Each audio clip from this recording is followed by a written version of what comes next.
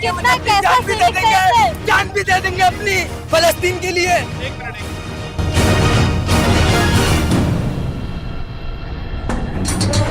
थोड़ा सा पढ़ कर आइए, ऐसे आज बड़े लोगों को ना कहते नहीं अधजल खगड़ी छलकत जाए, पता ही होगी ना कहावत।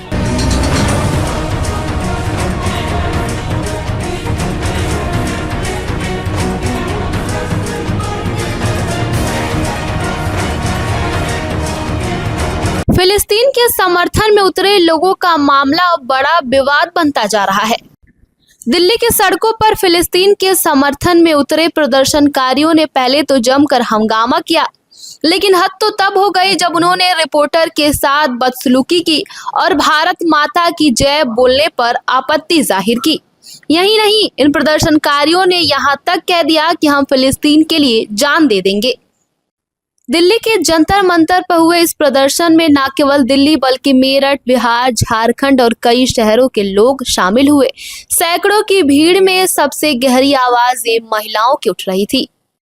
दिल्ली की सड़कों पर फिलिस्तीन के समर्थकों का जमावड़ा लगा, गुस्से से भरे नारेबाजी हुए और झंडे तक लहराए गए।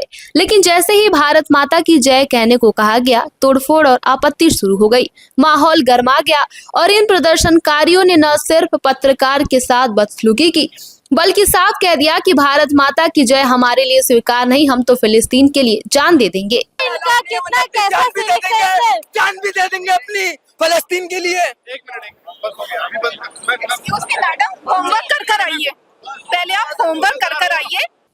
अब सवाल ये उठता है कि जिस मिट्टी पर खड़े होकर ये लोग प्रदर्शन कर रहे हैं, उसी मिट्टी की जयकार करने में आखिर इनको परेशानी क्या है? क्या ये विरोध प्रदर्शन की आड़ में देशद्रोह की मिसाल बन रही है? जाहिर सी बात है कि इजराइल और फिलिस्तीन के बीच ये जंग अचानक से शुरू नहीं हुआ, बल्कि कई ऐतिहासिक और ताजा घटनाएं मिलकर इसे भड़काती हैं। सबसे बड़ी वजह जमीन और राजधानी का विवाद है। फिलिस्तीनी चाहते हैं कि वेस्ट बैंक, गाजा और पूर्वी यरूशलेम मिलकर उनका स्वतंत्र देश बने, लेकिन इजराइल लगातार इन इलाकों पर कब्जा बनाए हुए है। वहां यहूदी बस्तियां बसाता जा रहा है, इसी से गुस्सा लगातार बढ़ता जा रहा है। गाजा पट्टी पर कावी संगठन हमास अक्सर इजराइल पर रॉकेट दागता है और इसके जवाब में इजराइल गाजा पर हवाई हमले करता है।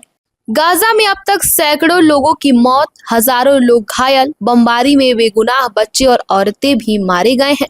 वहीं इजराइल का कहना है कि ये कार्रवाई उनकी सुरक्षा के लिए है, क्योंकि हमास लगातार रॉकेट हमले कर रहा है।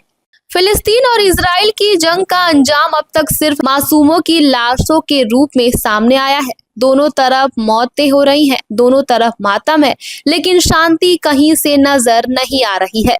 अब इन सब के बीच सवाल ये खड़ा हो रहा है कि आखिर ये खून खराबा कब तक चलेगा?